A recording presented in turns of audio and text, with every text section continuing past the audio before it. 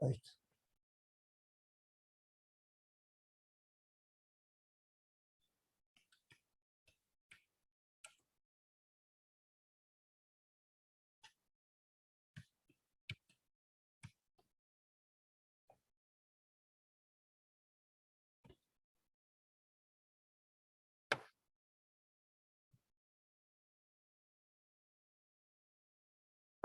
Bueno, el primer elemento que podemos hablar es el barómetro, ¿no? Digamos, es algo muy usual, o sea, simplemente un tubo de mercurio, sabemos que una atmósfera es 766 milímetros de mercurio.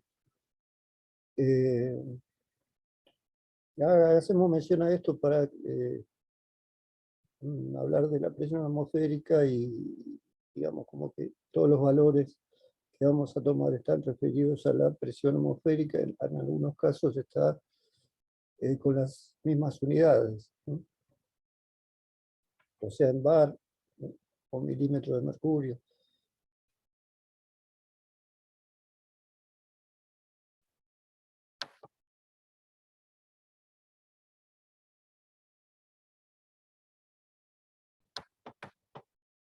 En realidad, bueno, el barómetro es unos vasos comunicantes donde el lado de afuera es simplemente un recipiente, en el medio tiene un caño de vidrio cerrado arriba, y según la presión atmosférica eso hace subir o bajar el mercurio. Bueno, otro tipo de manómetros muy elementales, bueno, no quiero mirar manómetro. El manómetro es el que mide la presión, o sea, es el aparato que en fluidos mide la presión. Acá tenemos un esquema bastante simple de lo que sería un manómetro en U, donde podemos medir dos presiones diferentes en distintos lugares de un caño, para ver, por ejemplo, la caída de presión que provoca algún tipo de achicamiento de sección o de cambio de sección. Así que, bueno, obviamente por los parámetros del mercurio, directamente la diferencia entre un tubo y el otro va a ser la diferencia de presión. El barómetro sería como si uno de estos está directamente expuesto a la presión atmosférica. O sea, el más bajito, ¿no? El que está más bajito. Pero también podemos, entre caños, o dentro de un tubo, poner un manómetro de este tipo y ver cuánto cae la presión cuando uno pone algún tipo de obstáculo, digamos, dentro de una cañería, por ejemplo.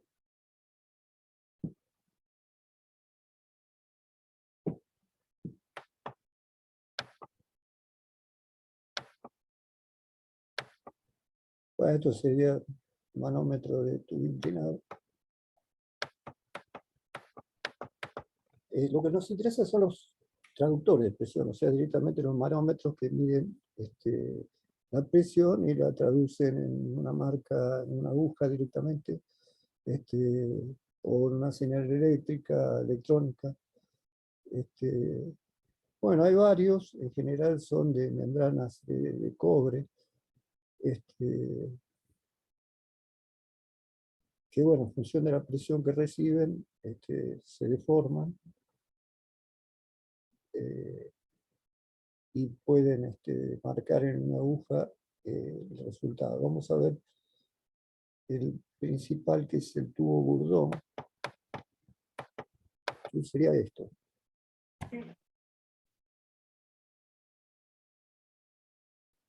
Acá tenemos el tubo.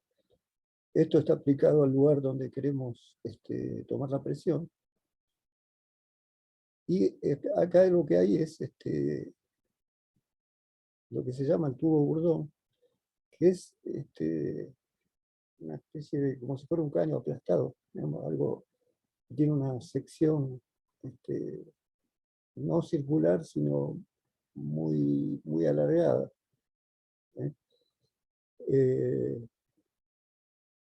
Digamos, muy larga. Sería más o menos esto. Acá está dibujado. Nosotros tenemos esta sección, ¿no? Esto sería una vista desde acá. Si lo miramos desde acá, acá tenemos el tubo. Pero ese tubo tiene un ancho que iría en el eje perpendicular, que es más largo. Esto lo que provoca es que, como la superficie de un lado es diferente a la superficie del otro, cuando recibe presión, el tubo tiende a extenderse. O sea, yo le doy presión, y por una diferencia de presión entre las dos caras del tubo Bourdon, esto se empieza a estirar, digamos, dentro de cierto límite, ¿no? Cada manómetro tiene su alcance.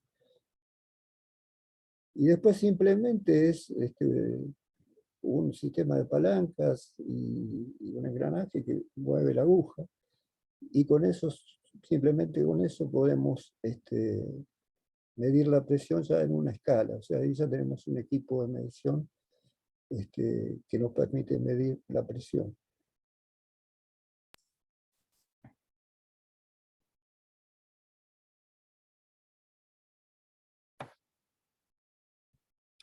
Digamos, de todos los que estamos viendo, va a ser el más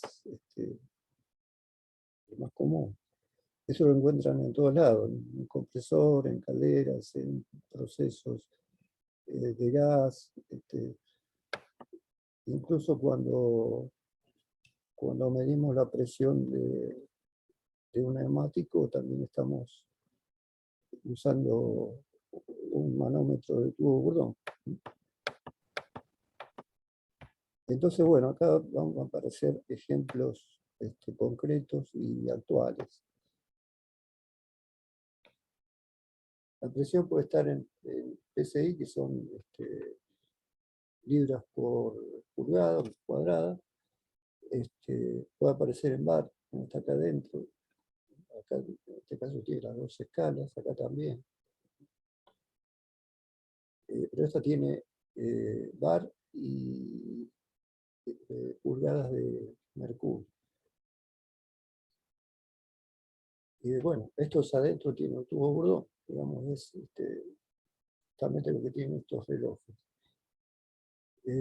Con el mismo principio se puede traducir a un sistema electrónico, o sea, mecánicamente es igual, pero en vez de ir a una aguja, mueve algún tipo de string gauge, algún tipo de sensor que lo termina transformando en una señal en el display, y ya lo podemos leer directamente por los números. Cada uno igualmente tiene su rango, ¿ven? Acá habla de 700 bar. Bueno, en estos obviamente el límite es lo que marca el máximo, ¿no?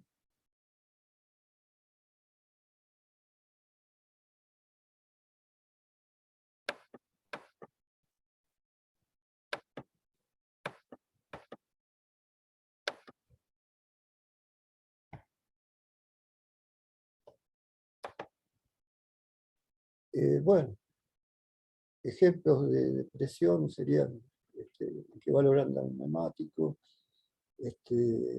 la presión arterial, se mide en milímetros de mercurio. Después acá lo que estamos viendo es que un avión, cuando está en el piso, tiene una atmósfera, que es la presión atmosférica normal, que varía, pero más o menos está siempre cerquita.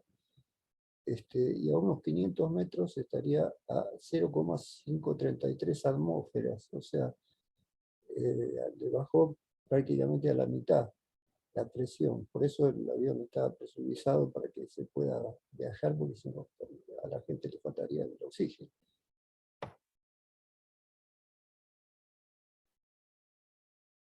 Un submarino a 300 metros está en 3 megapascales. Fíjense, las unidades son todas distintas, ¿no? Acá estamos hablando de atmósferas, acá estamos hablando de libras por pulgada cuadrada, acá estamos hablando de milímetros de mercurio y acá estamos hablando de megapascales. A 300 metros de profundidad,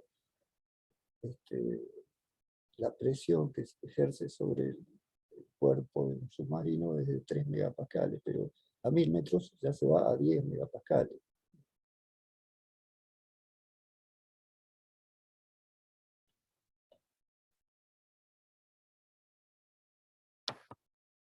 Así como hay equipos que funcionan a presión, que son mucho más comunes, hay equipos que funcionan con vacío, entonces también tiene que existir medidores de vacío, o sea, van a medir una presión negativa.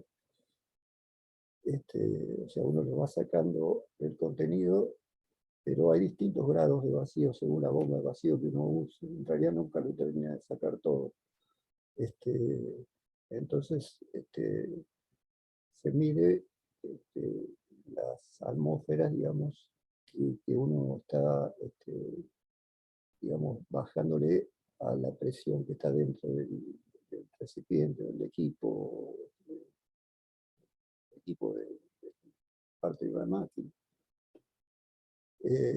Entonces este es un microscopio electrónico de barrido, el que yo les había mencionado, que es para ver la superficie, para ver, por ejemplo, la fatiga ampliada, que no necesita ponerlo en foco, por eso permite ver superficies que no son planas.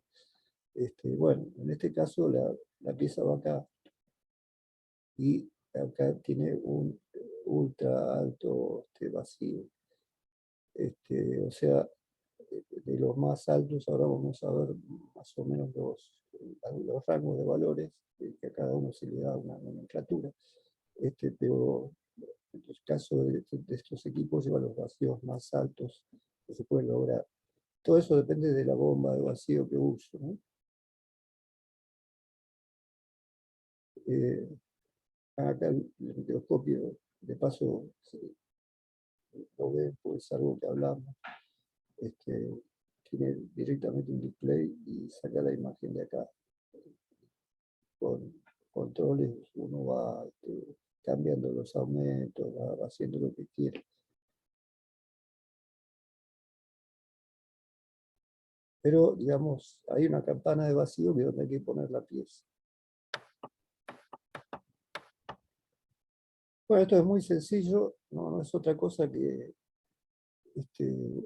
una segunda aguja que se queda en el máximo, o sea, que a veces voy a medir un impulso de presión, parecido a lo que pasaba con el péndulo de Charpy.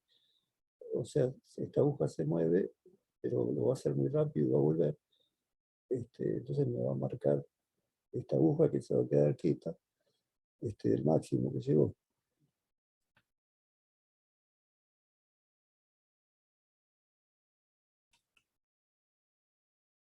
¿Y hay alguna forma de que después vuelva a cero esa aguja?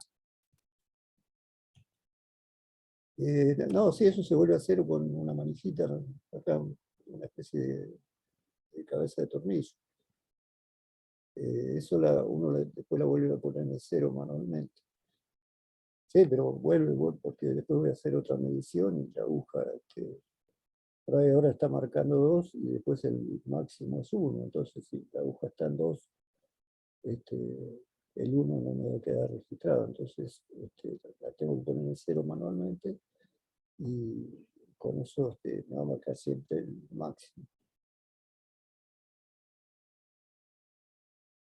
También la puedo dejar en un equipo, digamos, como para controlar periódicamente, como en el caso de un compresor, por ejemplo, que va alcanzando presiones diferentes, según esté encendido o no el motor, o el caso de una caldera que también trabaja con presiones. Bueno, podemos dejar esto estático y periódicamente ir a ver al máximo que llegó. En algún momento llegó máximo, por ahí cuando lo voy a ver está más abajo, pero si hay alguna sobrepresión me va a quedar marcada.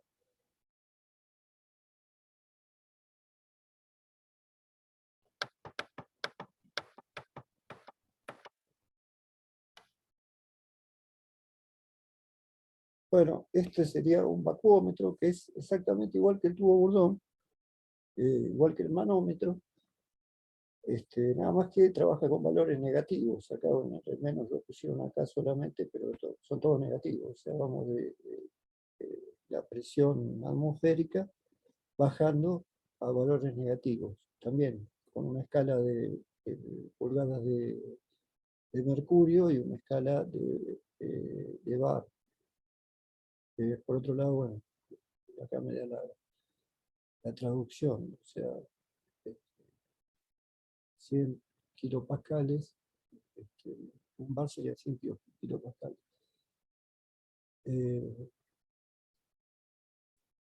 Bueno, esto simplemente va conectado y en la medida que la bomba de vacío va trabajando, va bajando el vacío,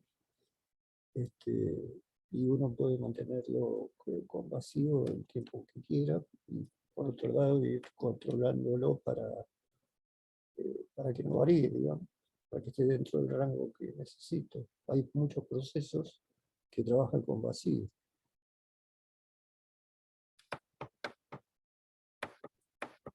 Bueno, esto no aporta mucho. Este es un manómetro más vacuómetro, o sea, tiene cero, tiene negativos para un lado y tiene positivos para el otro. Si es vacío va a trabajar hasta acá, y si es presión va a ir para el otro lado, usando el mismo tubo adentro, ¿no?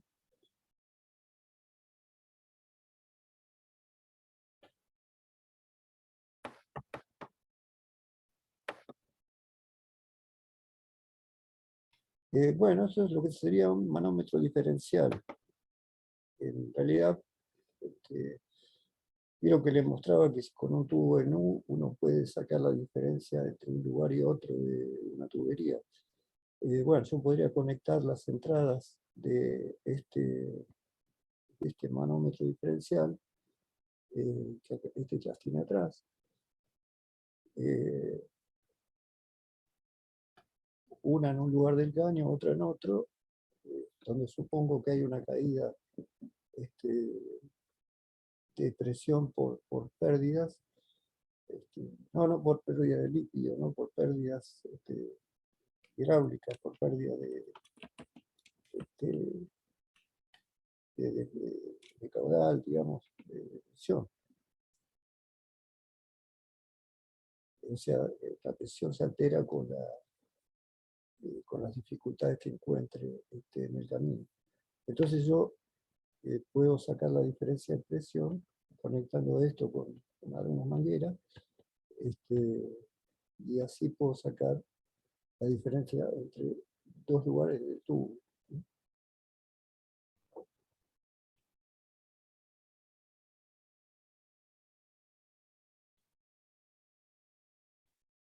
Y en este caso no son para vacío, por eso están todos positivos.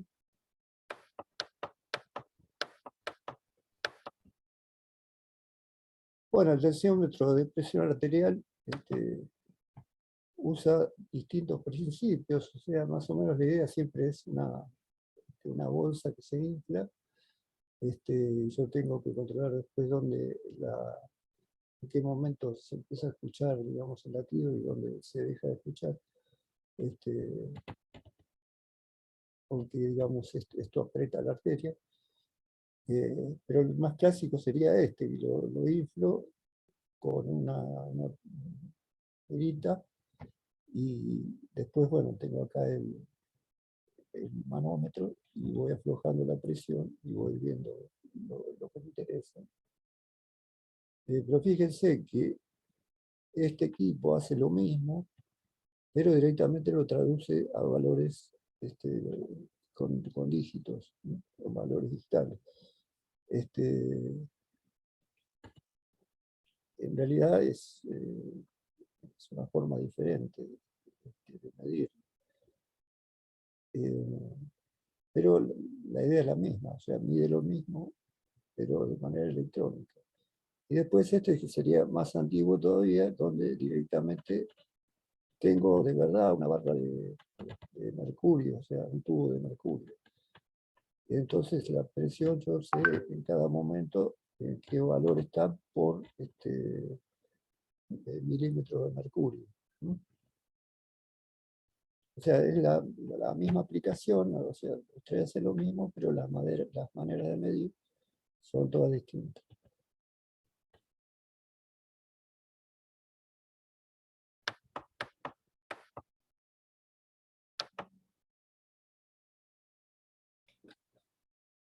Bueno, esto sería un regulador de presión. O sea, yo necesito que a la salida del tubo haya una presión determinada. Obviamente esto es de lo más antiguo, ¿no? Esto es lo que se usa a veces en tubos de oxígeno en medicina, o también se usa en soldadura autógena, digamos. En los dos lados hay manómetros, tubo de oxígeno, en un gasógeno de acetileno, en un tubo de acetileno. Siempre tenemos los manómetros y la soldadura sale si los valores de presión están correctos. Y bueno, esto simplemente tiene una pelotita que acá no se ve, que en función de la presión va subiendo la pelotita y según la altura que llega, tengo una escala donde ya sé el valor. Lo que tengo en este caso es una manija donde puedo girar y a través de eso abrir o cerrar un paso. Por ejemplo, puede ser un cono adentro de un cono hueco, y en la medida que yo lo voy separando, deja pasar más presión, o sea, la pérdida de presión es menor. Entonces a la salida hay más presión. Y a la salida mido efectivamente la presión.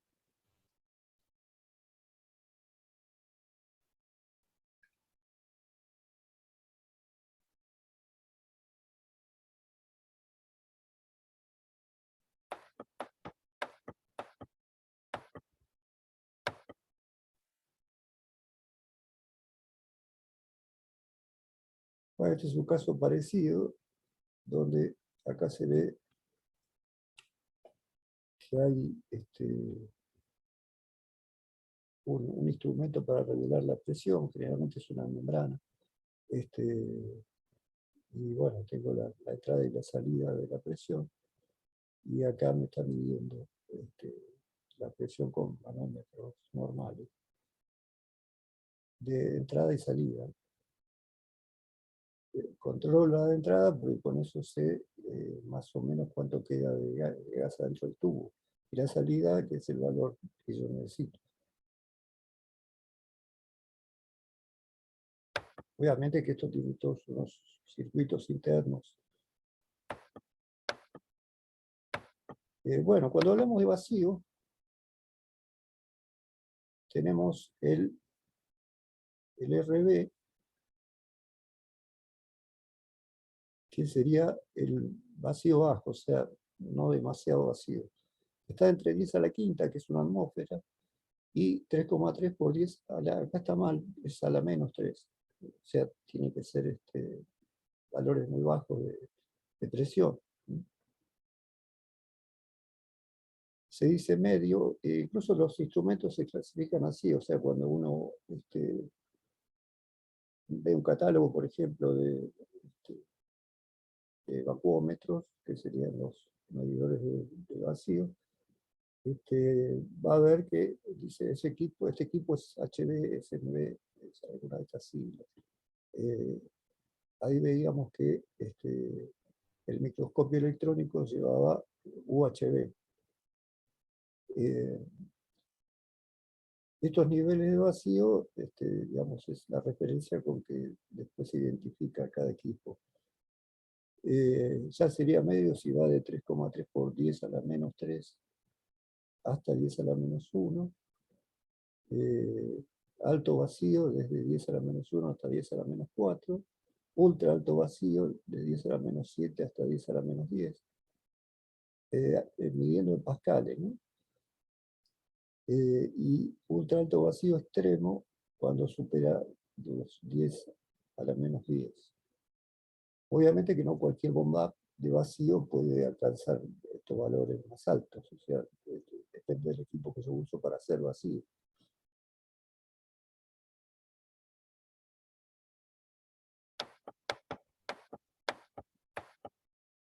Este es un ejemplo de aplicación de vacío aplicado para fundir un iridial, un pedazo de titanio y talio. Directamente este sería el talio, el titanio vendría a ser el estado sólido, directamente una piecita. Y lo que necesito en este caso es hacer una soldadura por arco, pero con vacío.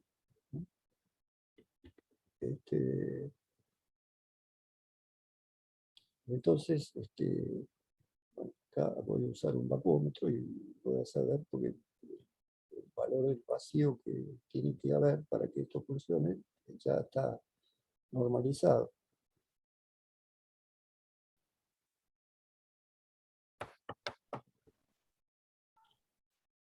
Bueno, después hay medidores de caudal.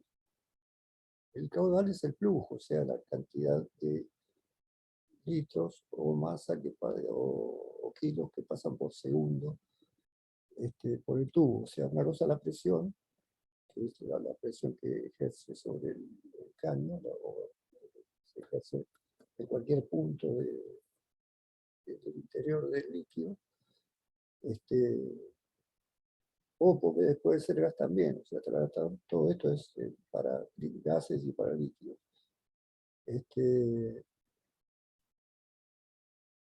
Entonces el flujo sería el caudal, sería la cantidad de material fluido que va pasando por un tubo, por ejemplo. Se puede medir como caudal volumétrico o como caudal másico. O sea, algunos miden caudal volumétrico, o sea, cuánto es el volumen que pasa por segundo,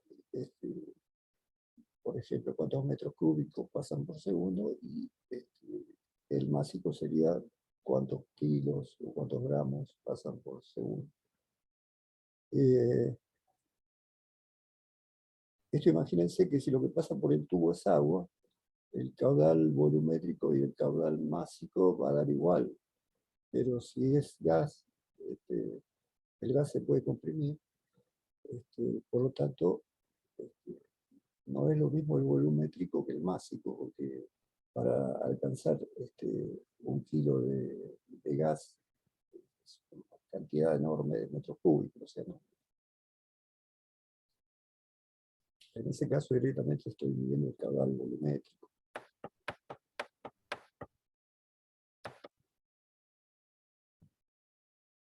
Bueno, y acá vamos al primer caso de caudalímetro. Estos son imágenes reales, ¿no? Si lo veo de arriba, acá tengo el indicador, que sería esto. Y esto lo puedo poner en el tubo con tornillos, tiene una brida. Y lo que hace es que pase un campo magnético por el tubo y que pase por acá una corriente eléctrica. En función del caudal que pasa, la corriente eléctrica que estoy suponiendo acá sube o baja.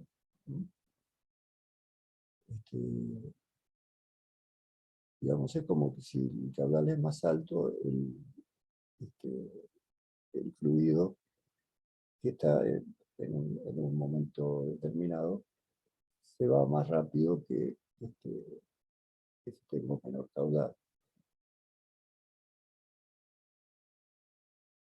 Entonces, bueno, acá sale la fórmula, que es la ley de Faraday.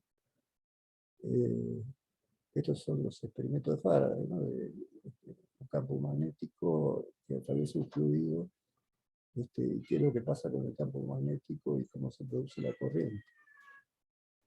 Profe, ¿cualquier tipo de fluido puede llegar a medir ese instrumento? Sí, sí, sí. Si es gas, ¿no es un poco peligroso? Sí, es peligroso. Igualmente está hecho con medidas de seguridad, o sea, no toma contacto este, el calentador, no es calentador, es el generador de campo magnético, este, no toma contacto con el fluido. Fíjense que pasa por afuera. Esto sería una sola espira que está generando un campo magnético.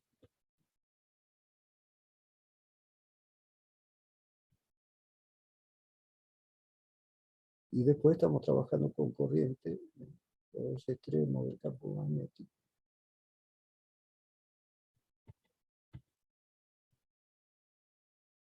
Bueno, la corriente que se induce acá es igual a la constante de proporcionalidad propia del equipo por el campo magnético, por la inductancia del colector de la bobina. O sea, digamos, la fuerza que tiene el campo magnético, o sea, el valor de campo magnético que tengo. Eso lo vimos en tintas penetrantes. Por la distancia entre electrodos y por la velocidad del fluido.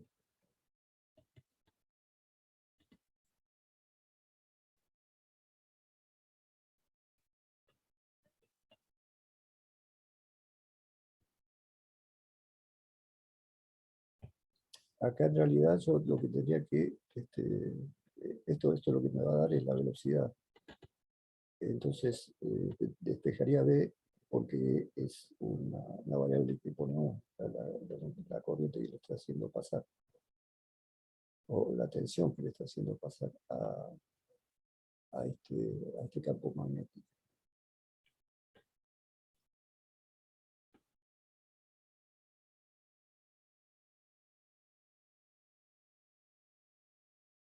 Todos estos miden caudal volumétrico. O sea, todos estos que estamos viendo son para caudal volumétrico. Bueno, esto sería una prueba de laboratorio de un equipo de estos. A veces los fabricantes publican esto. Y bueno, como pasa con todos los instrumentos de medición, ya habíamos hablado que todos tienen una amplificación, un K, que permite ver una cosa que no puedo apreciar de alguna manera ampliada a una escala que se puede leer. Y bueno, esto acá en el laboratorio, pongámosle, trazaron varios puntos para un voltaje suministrado, y el caudal medido con otro método. Bueno, si los unimos, da una recta, o sea, perfectamente lineal, eso es importante. Y la constante, que es la constante que habíamos visto en la fórmula anterior, propia del equipo, sería la pendiente de la recta. Esta es la tabla que armaron para hacer esto.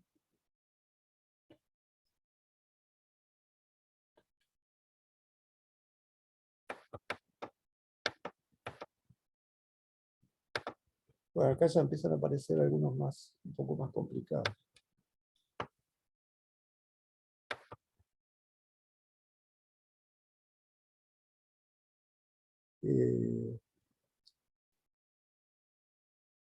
Si yo pongo adentro del tubo una pieza de esta forma, por ejemplo, se van a generar vórtices. O sea, esto se va a alterar, digamos, el flujo.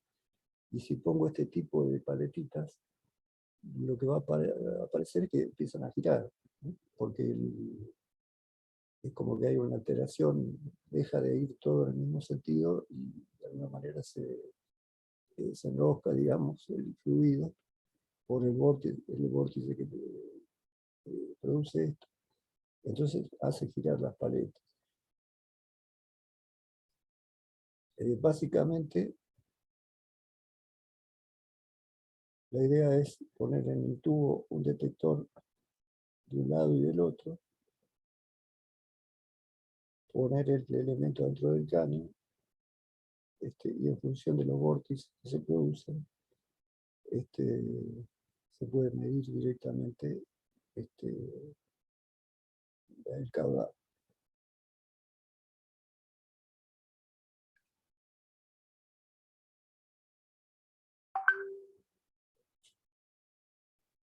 El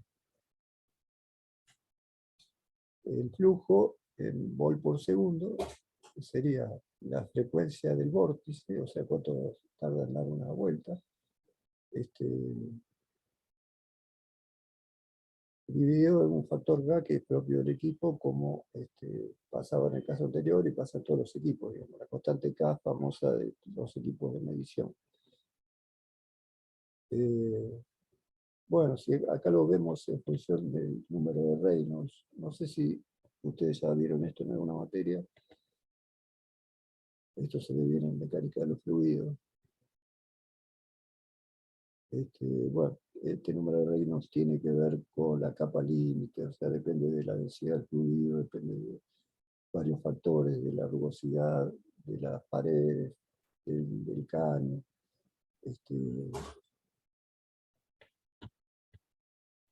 Digamos, hay un rango donde el número de Reynolds es demasiado bajo, o sea, es como que el flujo se altera por las paredes, ¿no?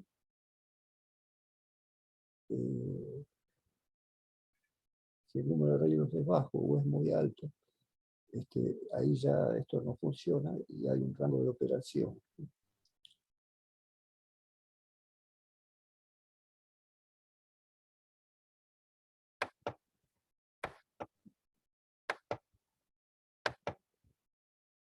Estos son el tipo de equipo que veíamos acá.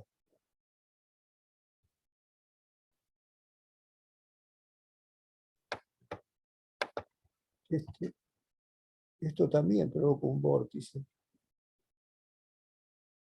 Y también lo puede censar. Entonces tenemos este equipo, lo va conectado en una sección de tubo, y este es el permito que te mostraba la otra, donde esto altera el flujo y mide por otro lado y con eso saca el caudal. Y después lo puede traducir a un display, hay distintos modelos.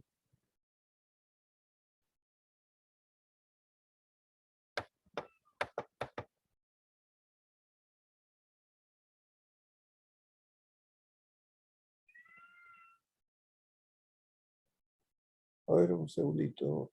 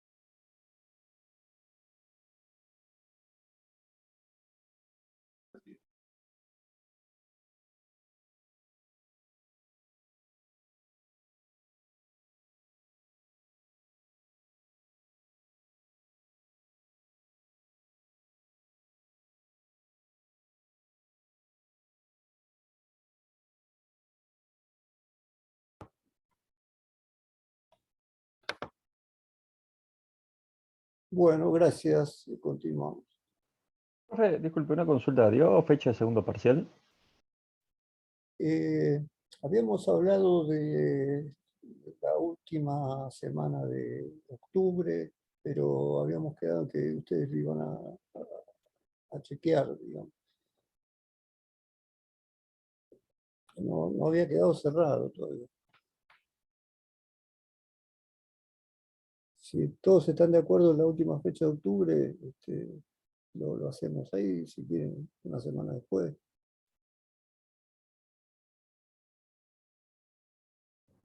Sería el 29 de octubre. Creo que sí. Por mi parte estaría bien.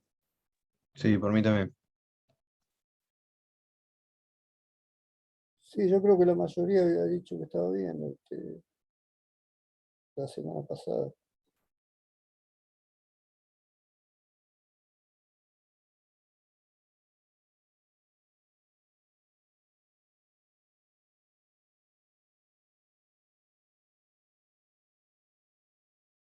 Sería 29 de octubre.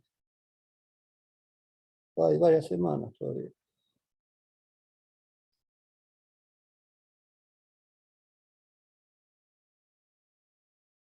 Bueno, si quieren lo fijamos. Yo si es el 6 mejor, pero bueno, si la mayoría dijo 29, está bien. Bueno, ¿te arreglás igual? Sí, sí. Bueno, los temas que van a entrar es lo que ya hemos visto hasta ahí. O sea, después si seguimos viendo cosas, ya no estarían entrando en el parcial. Igual las cosas más importantes, digamos, ya las estuvimos viendo. ¿Qué tema sería? Y sería todos los ensayos no destructivos, y todo lo de mediciones, todo lo que vimos en el segundo semestre. Habría que revisar en las clases que están grabadas de qué temas hablamos, cada clase, y bueno, hasta ahí. Después me fijo yo en YouTube porque el título de cada video es la clase de qué tema, así que me fijo los temas. Porque grip y fatiga, no sé si los vienen primer parcial. Y después, bueno, ya ahí habíamos arrancado con isometría, creo que ya entraría en el segundo. Bueno, todos los ensayos no destructivos, que eso es lo más largo. Mediciones también lo arrancamos a ver en el segundo cuatrimestre. Y bueno, y todas las mediciones que fuimos viendo, de cupla y potencia, mediciones dimensionales, string gauge, esto.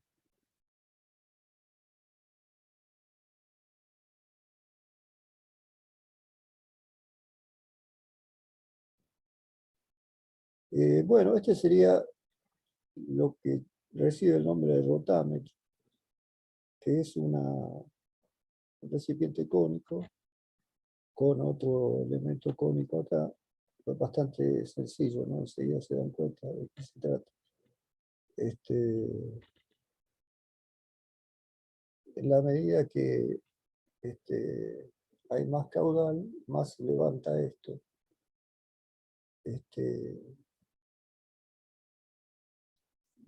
Y va marcando en una escala el valor cada vez más alto. O sea, es directamente por el empuje que le da y la fuerza que produce el flujo. Y tiene la gravedad en contra, entonces si no hubiera flujo, va a marcar cero, se va a ir abajo, y en cuanto haya flujo va a separarlo, o sea, va a levantar este elemento, está suelto ahí, y si el flujo sube, va a subir más esta física y va a terminar siempre marcando el flujo que corresponde. Esto se llama de área variable, o sea, en realidad varía el área en función del flujo. Cuando hablo de flujo, es lo mismo que caudal, ¿no?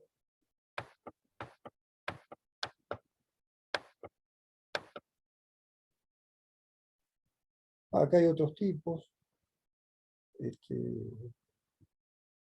todo lo mismo, digamos.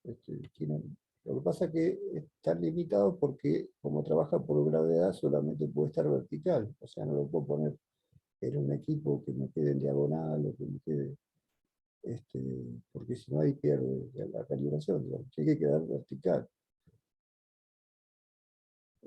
Así que bueno, la entrada y la salida tienen que dejar vertical el tubo este. Bueno, hay distintas formas de tubitos. Este es un equipo muy simple. Acá se ve lo mismo. Y estos directamente tienen la posibilidad de ir siguiendo la piecita móvil y traduciendo eso en una medida. Entonces darme el caudal directamente analógico y digital, en este también. Me lo pueden expresar de las dos maneras. Pero bueno, la idea es que hacen lo mismo que el que vimos anteriormente. O sea, al principio es este. Lo único que cambia es que acá, bueno, simplemente es a ojo por una escala, y acá directamente se saca con precisión la posición de ese elemento móvil.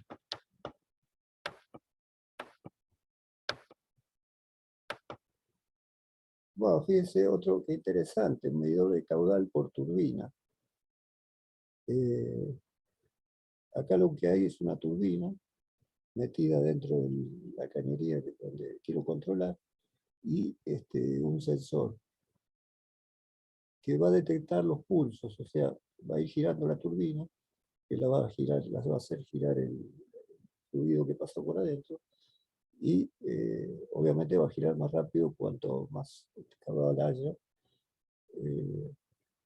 Y acá midiendo los pulsos es muy fácil, o sea, hay una paleta que tiene una marquita, por la cantidad de veces que pasa la marquita, la detecta acá por segundo, o sea, ahí calculo la velocidad.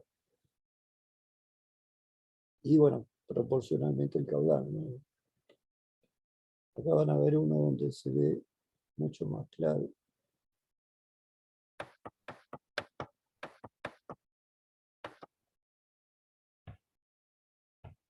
Acá estaría puesta la turbinita y acá estaría puesto el sensor.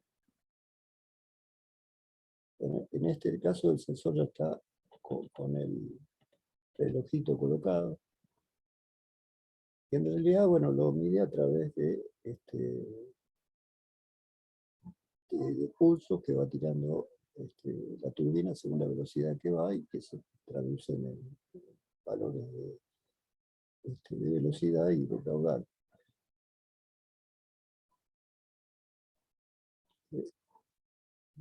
Generalmente todos estos equipos ya vienen preparados con bridas para unir a caños. Esta, por ejemplo, viene macho, esta viene para brida. O sea, hay de todo. Uno, si se pone a buscar, consigue, porque se tiene que adaptar a los diámetros de tubo que uno tiene.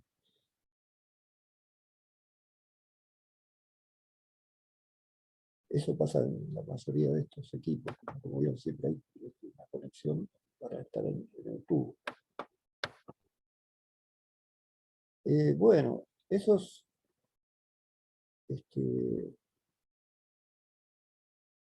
eran medidores volumétricos, y también existen los de desplazamiento positivo. A ver, esperen que quería.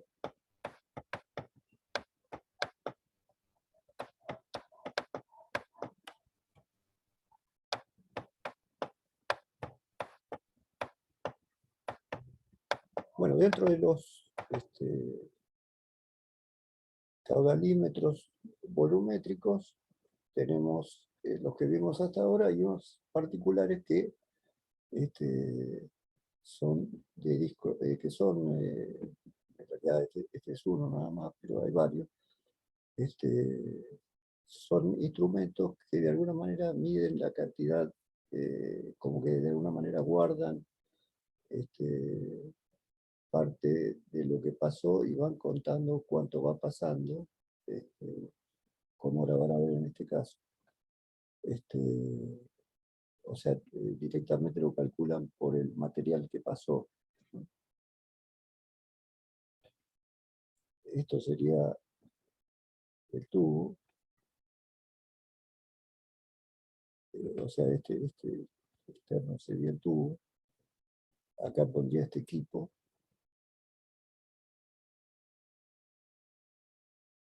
Y acá la presión vendría por acá.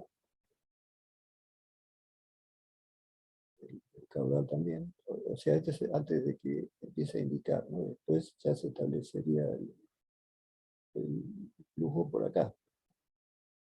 Bueno, en función del caudal, esta vena se va a hacer más fina o más gruesa. Por lo tanto, va a inclinar más o menos el disco este. Un disco que gira alrededor de una esfera y oscila, digamos. Que también tiene un contacto, que en realidad bueno, es un sensor que de alguna manera va traduciendo de manera eléctrica por donde va pasando y entonces va generando una corriente que termina indicando cuánto caudal pasa, que en realidad lo que está indicando es cuánto está abierto esto, cuánto está inclinado el disco.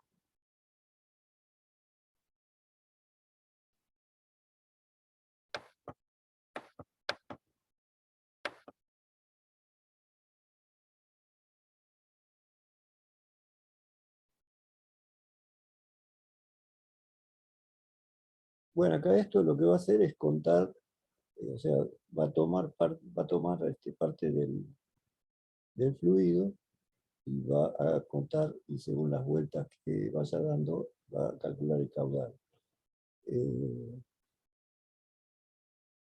Pongámosle que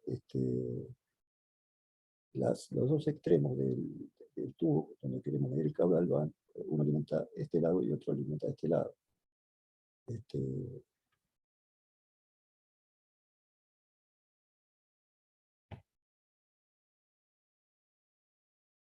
Básicamente van juntando el líquido en estos depósitos.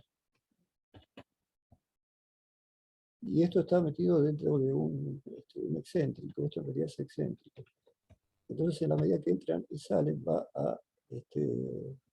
esto va a tomar líquido, lo va a mandar para acá, pero a su vez va a dar un giro. El puntito negro indica que ahí giró media vuelta, 3/4 de vuelta. Bueno, después del otro lado lo mismo, toma, por diferencia de masa que tiene un lado con el otro, termina cortando la masa que pasó. El volumen, no la masa. O sea, terminamos de alguna manera haciendo que según el flujo vaya girando esto y en la medida que vaya más rápido está contando que pasó más fluido o menos.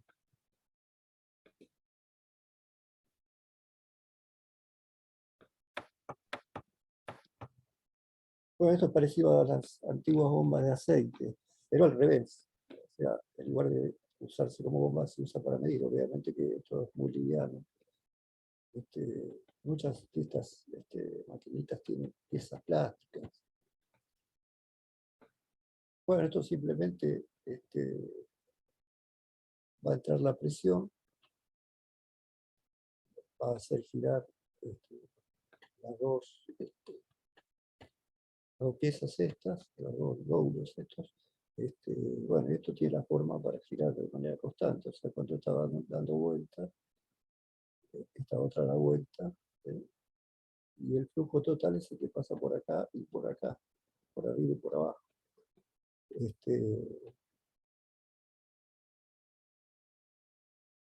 Y bueno, contando las vueltas que da esto, estoy sacando también el caudal. O sea, de alguna manera está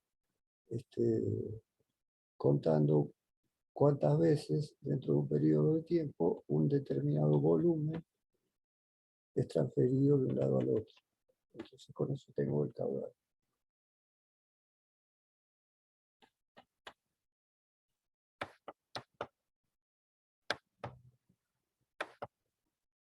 Bueno, este es el medidor de gas, pero en realidad no vamos a entrar a verlo mucho porque no es un medidor de presión ni de caudal, es simplemente un medidor de acumulación de fluido que pasó. O sea, eso es lo que mide la cantidad de gas que uno consumió.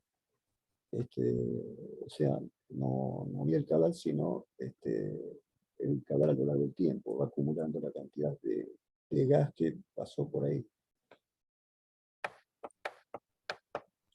Bueno, y acá están otros elementos, otros instrumentos que miden el caudal másico, o sea, ya directamente lo miden en el peso que tiene, o la masa que tiene, que pasa por segundo.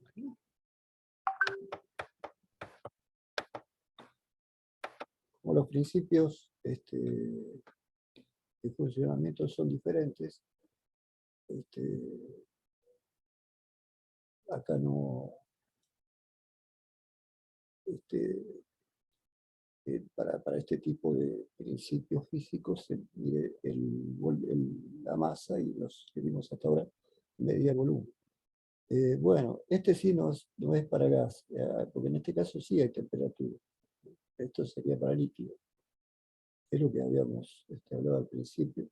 El que manda el campo magnético no tiene problema. Cosas eléctricas de pronto tampoco, pues está protegido para que no haya arco ni nada. Pero acá directamente estoy calentando, entonces no sería recomendable para gases.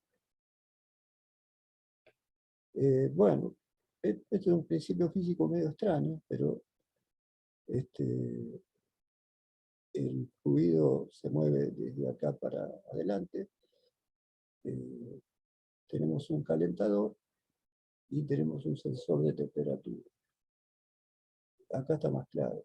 En realidad necesito dos sensores de temperatura, o sea, uno para saber a qué temperatura entró y otro para saber a qué temperatura salió.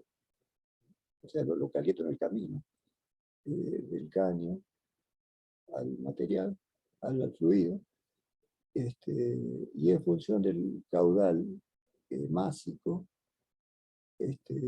esto va a tomar más o menos temperatura. O sea, si el caudal es bajo, se va a calentar más, o sea, va a pasar por acá con una temperatura más alta. Si el caudal es muy rápido, ¿qué va a pasar? Cada vez el fluido que viene frío de acá va a poder penetrar más acá y va a llegar con menos calentamiento del otro lado. Entonces, eso también lo caudal. Simplemente por diferencia de dos temperaturas, metiendo un calentador en el medio de los dos sensores. Acá se ve lo mismo, ¿no? Un tubo, el calentador, la entrada, el sensor de entrada y el sensor de salida. Obviamente que no son termómetros de este tipo, no son ya equipos electrónicos con sensores de temperatura que directamente lo transforman en una señal digital.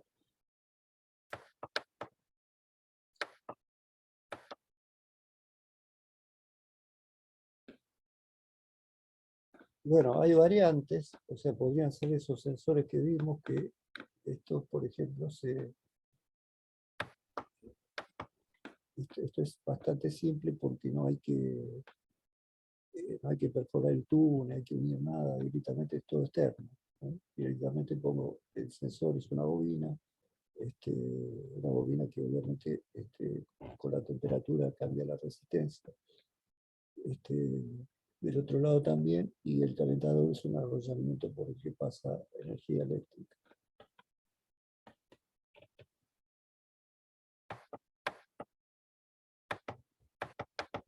En este caso está implementado de otra manera.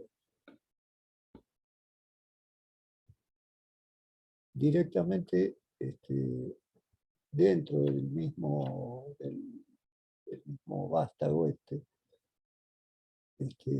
está el sensor de temperatura de entrada y el sensor de temperatura de salida. Y acá no está dibujado, pero en algún lado está lo que hace calentar el fluido. Entre los dos. Entonces directamente con un permito nomás que yo tengo que introducir en el caño, puedo medir el caudal másico de la misma manera que el anterior. O sea, hace lo mismo. O sea, según el flujo, según el caudal,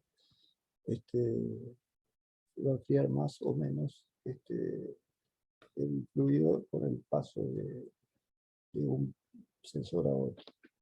Acá ven más o menos cómo sería un caso real. Esto ya directamente los valores van al sistema electrónico, ya directamente me da en números el caudal, directamente ya está expresado acá.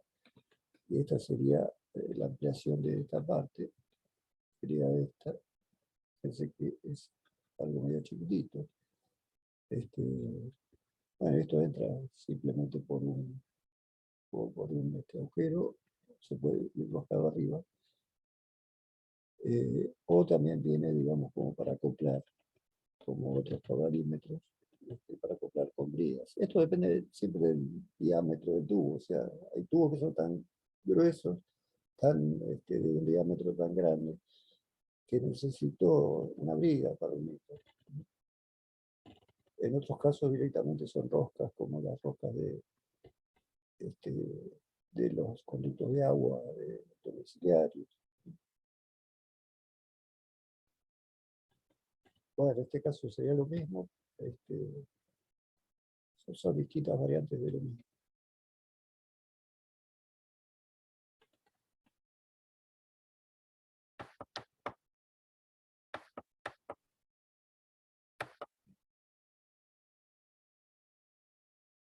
Estos también son por transferencia de calor. Es un caso, otros casos particulares. Puede ir la entrada y la salida, como en todos los casos. Y acá adentro están el calentador, los dos sensores. Y después, bueno, lo que vaya sensando por diferencia de temperatura, lo procesa y lo leo acá. En este caso también hay partes programables. Y en este caso igual. Ya lo puedo pasar a una PC.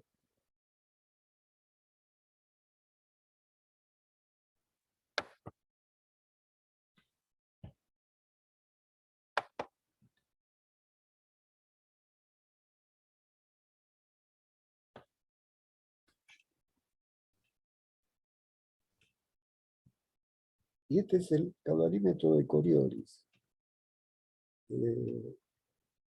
La idea la van a ver mejor en la página siguiente.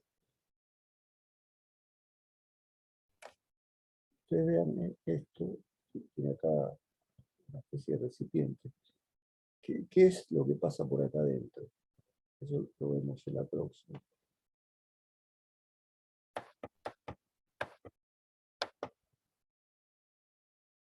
Lo que pasa por adentro de ese basta, de ese recipiente, digamos, que tiene afuera, son tubos con esta forma.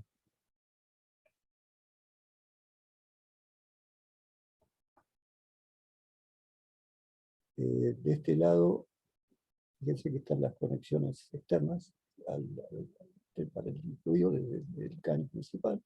Entra dentro de este equipo. Y este equipo en realidad está apoyado en estos pernos, pero un perno lo hace vibrar, digamos, hace que esto vibre. Eso sería lo que pasa acá. Vibra libremente cuando no está pasando ningún fluido. En la medida que vaya pasando más fluido, es como que se hace más rígido. Al haber más caudal, hay más ahí a presión. Por lo tanto, le cuesta más tener una respuesta en frecuencia. Y esa frecuencia se va haciendo cada vez más baja.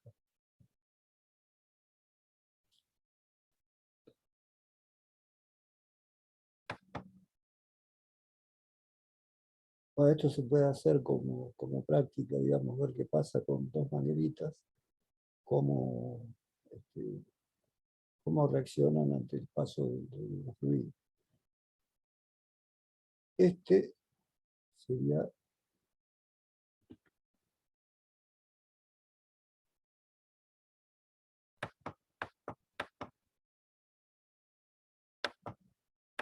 el esquema de estos.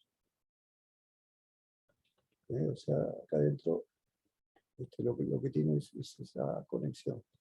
Y este otro con tapas acá, con caja, tiene los canitos que vimos así, con la forma de un rulo. Todos hay que conectarlos al caño y directamente me va a dar el caudal de fluido, en función de procesar la frecuencia en cada momento. O sea, como le decías, la frecuencia es muy alta si no pasa líquido, porque lo estoy excitando eléctricamente. Pero en la medida que pasa el fluido por los tubos, se rigidizan y cada vez la frecuencia es menos. Cuanto más caudal, menos frecuencia. Bueno, esto procesa las diferencias de frecuencia. Y en base a eso hace los cálculos y lo transforma en el valor de salida, que es el caudal másico.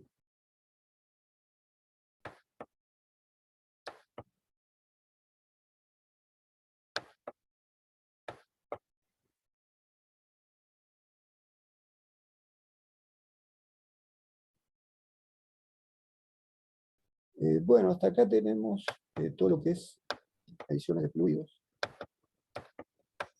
Cuando vamos al laboratorio con este tema, con este práctico, hacemos una práctica pero sin informe. Y ahí vemos algunos más. Hay muchos de tubitos de diferencia de presiones, pero hay unos muy interesantes que están puestos en el túnel de viento que hay ahí en la facultad, que están construidos con string gauge adentro, o sea, son como el tamaño de un chip, que de un lado tienen una membranita que empuja, eso procesa el movimiento y transforma en energía eléctrica la presión que está pasando, en ese caso para la presión, ¿no? Como los barómetros. Pero como un string gauge, digamos, transforma después eso en una variación de resistencia y permite procesarla y saber. Y, por ejemplo, que en el caso del túnel de viento se ponen varios en distintos puntos y ahí se ven las variaciones de velocidad, los efectos de los perfiles. Se puede poner sobre el perfil para ver la presión que ejerce sobre el ala. Eso normalmente lo vemos cuando vamos a un laboratorio, y que tienen de esos un montón.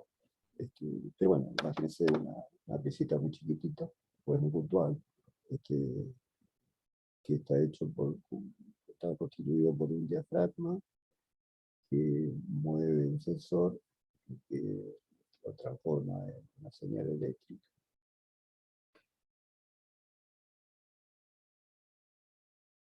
Ahora, si uno lo ve, es increíble que ahí adentro haya un string gauge, que haya un vástago que se mueve. Está pero súper miniaturizado, ¿no es cierto?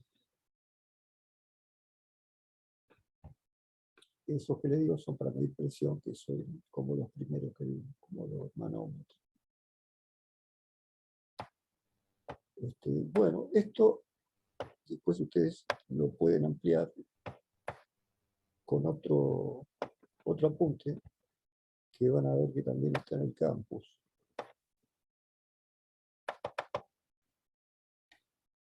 Que es donde yo les he mostrado el tubo Bourdon. Como ven acá, en realidad habla de lo mismo. Lo que está explicado es lo que, más o menos lo que fui explicando yo. Arranca con el tema del barómetro de los tubitos, de la diferencia de presión marcada en columna de mercurio. Las distintas membranas que puede tener el manómetro, donde, digamos, lo más usual o casi universal es el tubo Boulon. Hay fuelles, por ejemplo, bueno, pero en lugar de tener un tubo Boulon, tiene un fuelle que se expande y se contrae según la presión. Entonces mueve un vástago y de alguna manera está moviendo un potenciómetro, entonces varía la corriente. Es la misma idea del manómetro común, nada más que el común es todo mecánico y esto es eléctrico.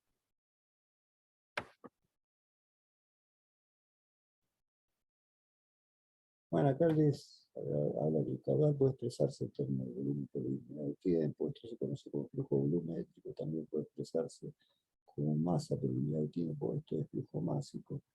Y ahí más o menos mira las cosas que actúan. Estas fórmulas no hace falta estudiarlas. Pero bueno, es una deducción de qué es el caudal desde un punto de vista muy matemático.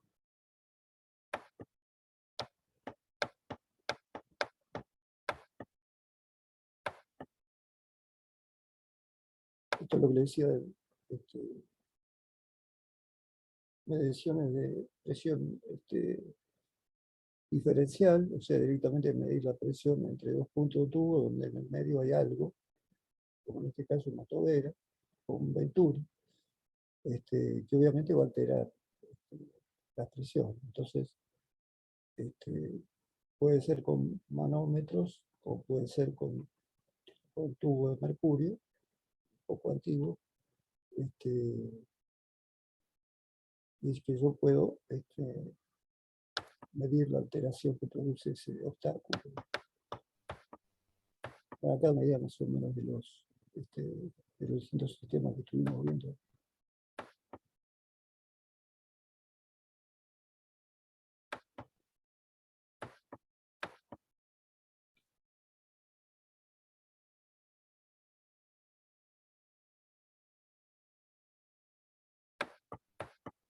Esto sería un venturi.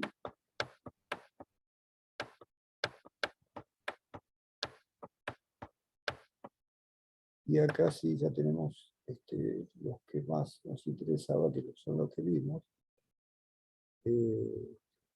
Como en este caso electromagnético, por descubrimiento de vórtices. Fíjense acá cómo se forman los vórtices, ¿no? Por un obstáculo. Estos serían los casos que vimos. O sea, si quieren leer esto, van a tener más información o les va a servir, digamos, para volver a leer lo que yo por ahí estoy diciendo y no es fácil de retener.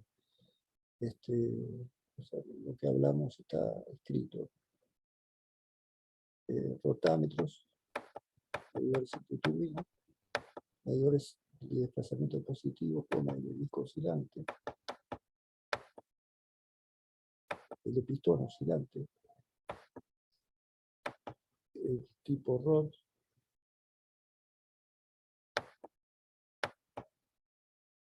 y los medidores de caudal másico, el caudalímetro por transferencia de calor.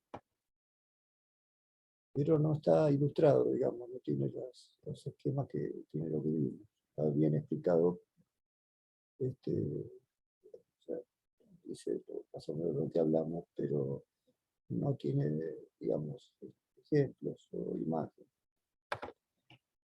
Y el caudalímetro de Coriolis, bueno, también explica qué es, pero no hay esquema. Pero sí le sirve, digamos, leer lo que dice, pero asociado al otro apunte donde está, digamos, más detallado la forma que tiene el equipo, todo, y sobre todo lo que nos interesa como ingeniero, que es verlo de afuera, o sea, ver O sea, podemos saber principios físicos, pero una cosa es eso y otra cosa es ver un esquema y ver directamente cómo se implementa, cómo sería el equipo que tendría que comprar si quiero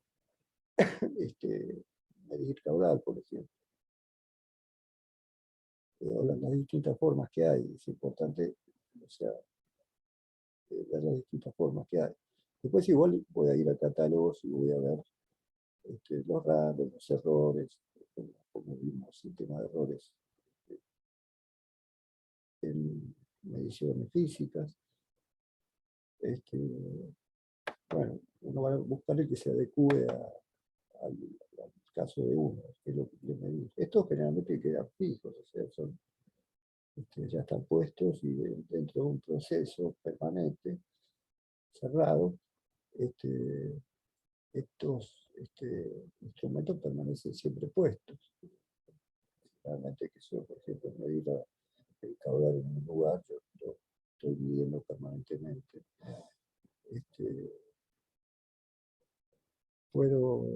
Depende del proceso, ¿no? A veces oscila por una causa, pero puede ser algo ya incorporado a la tubería, que permanentemente está dando información. Bueno, lo que les decía, interesante de ver esquemas de cómo sería el funcionamiento y cómo son los modelos, digamos, cómo son ya, digamos, vistos no en dibujos, sino en fotos de equipos, cómo son los instrumentos que puedo encontrar.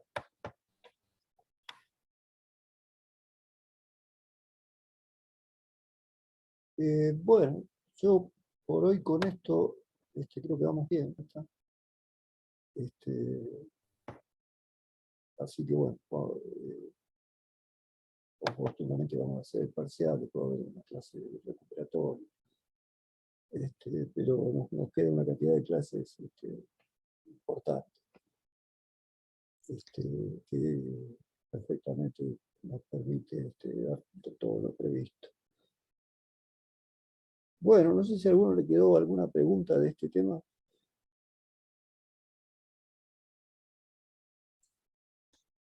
Profe, para seleccionar el rango de un manómetro, si yo tengo que trabajar con una presión, por ejemplo, de 10 bar, ¿a dónde se tendría que ubicar la aguja para seleccionar el rango, digo? Siempre para cualquier instrumento, tanto de aguja como de este tipo, lo que se busca es que trabaje en lo posible el valor por el que va a andar siempre por acá, o sea, en 2/3 de la escala, o sea, 2/3 del máximo. Eso es lo ideal, es el lugar donde suelen ser más exactos, ¿eh? Porque si vos medís valores cercanos a cero en este equipo, tipo, acá qué valor estamos.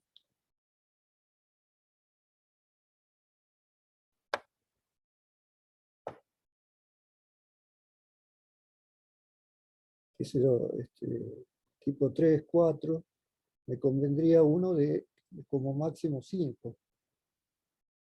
Si es que nunca va a pasar 5, ¿no? Pero me convendría que mi rango esté lo más arriba de la escala posible.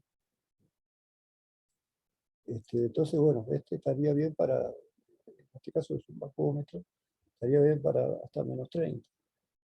Pero, bueno, esto es bastante alto. Así que, generalmente en un caso de vacío medio, digamos, lo que se usa, justamente nos serviría, porque digamos, tiene la escala muy grande y va a trabajar por acá abajo. Lo mismo con un manómetro, ¿no?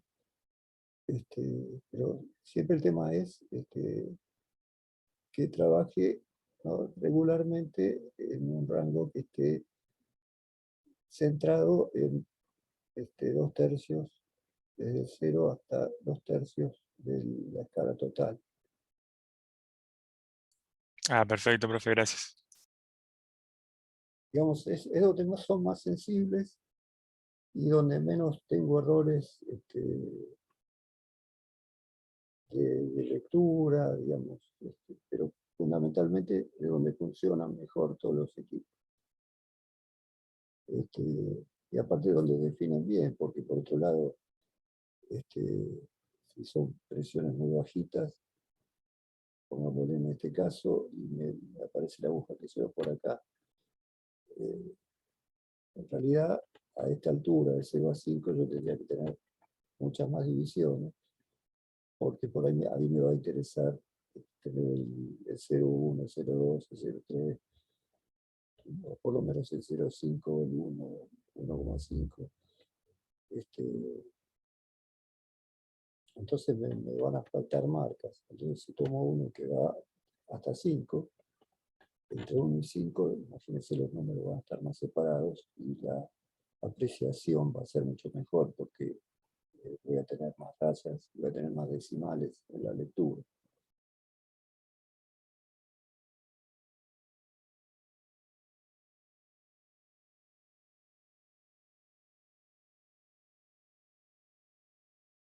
No sé si contesta la pregunta. Sí, profe, perfecto, gracias. ¿De alguno que tenga alguna duda?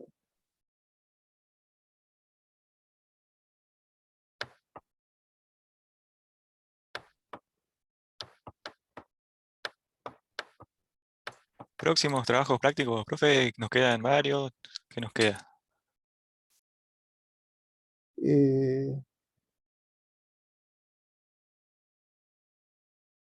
Y algún tema de mediciones que no vimos todavía, podría llegar a ser un trabajo práctico.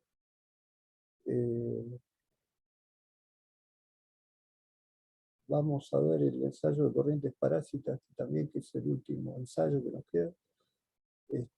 Pero eso tampoco va a llevar práctico porque pasa como ultrasonido, o sea, yo le puedo decir cómo funciona físicamente, le puedo mostrar cómo es el equipo, los dibujos que hace cuando paso el palpador. Yo llevo un palpador aparentemente como si fuera ultrasonido, pero es otra cosa, porque no hace picos, hace un único pico curvo de distintas formas, digamos, y eso es lo que da la señal de la continuidad. Así que eso vamos a verlo, pero tampoco llevaría práctica. Así que bueno, tengo que revisar, pero creo que mucho más no hay, porque de ultrasonido, si logro aprovechar todas las clases que quedan y poder ir a la facultad a hacer una práctica con el osciloscopio, con el ultrasonido, estaría bueno. Entonces, en ese caso sí, ustedes harían un práctico describiendo cómo se calibra, o sea, entre todo lo que hacemos normalmente, es calibrarlo con esos bloques patrón que les había mostrado, que tienen simulado un agujero, un cambio de espesor, y bueno, y con eso, cómo se calibra.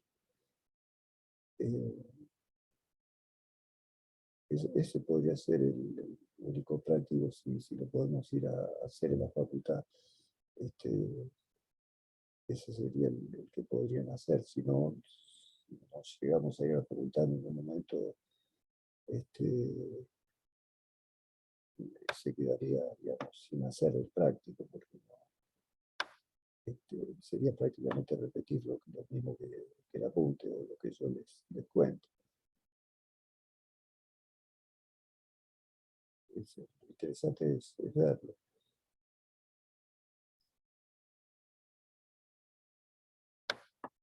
Más o menos, yo le decía que es voluntario esto. ¿Cuánta gente iría más o menos? A ver. La mayoría, digamos, casi todos. Sí, yo sí. Sí, profe, sí. Sí, profe. ¿Cómo dijo de voluntario? No, estos prácticos que se harían en la facultad es voluntario ir, porque uno, en realidad la facultad está media abierta, media cerrada, si uno por ahí tiene temor, digamos, a que se va a juntar una cantidad de gente, igual bajo protocolos, todo, lo adecuados, pero si igual uno, digamos, le da que morir, no es obligatorio. ¿Y el horario sería el mismo de la materia, profe, y el mismo día? Eh, Eso sería medio complicado, porque yo tengo otra materia justo antes que esta. Veríamos, a lo mejor puedo dar la otra materia desde la facultad, y después juntarme con ustedes. Sí, podría ser, podría llevar yo la computadora a la facultad y la clase de las horas anteriores la puedo dar de la red de la facultad. Vamos a ver cómo podemos hacer. Pero bueno, se va a ir abriendo algo y algunas cosas vamos a hacer. Bueno, más o menos, bueno, se viene el horario de cursada, ¿no? 2 horas de práctico. Sí, sí, sí, sí. Por ahí se extiende un poquito más, porque en realidad las clases por Zoom, por ahí, bueno, yo tiendo a que no sean demasiado largas. Por ahí hablo medio rápido, pero busco que no sean demasiado largas, porque si no después se hace insoportable, ¿no? Para ustedes. En vez el tema de práctica lleva el tiempo que lleva, digamos, entonces puede hacerse más larga, no 2 horas. Por ahí de 8 a 10, 10 y media. Pero ¿De bueno, 8 a 10:30, dijo? claro, una cosa así. Ajá, ok. Bueno,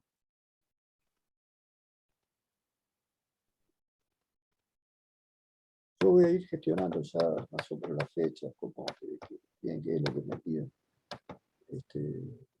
Si los tengo que dividir en grupos muy chicos, que ahí sí va a ser complicado.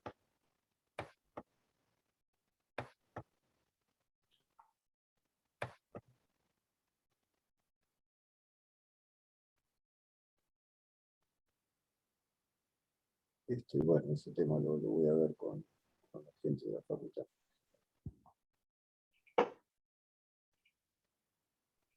Bueno, si no tienen más dudas del tema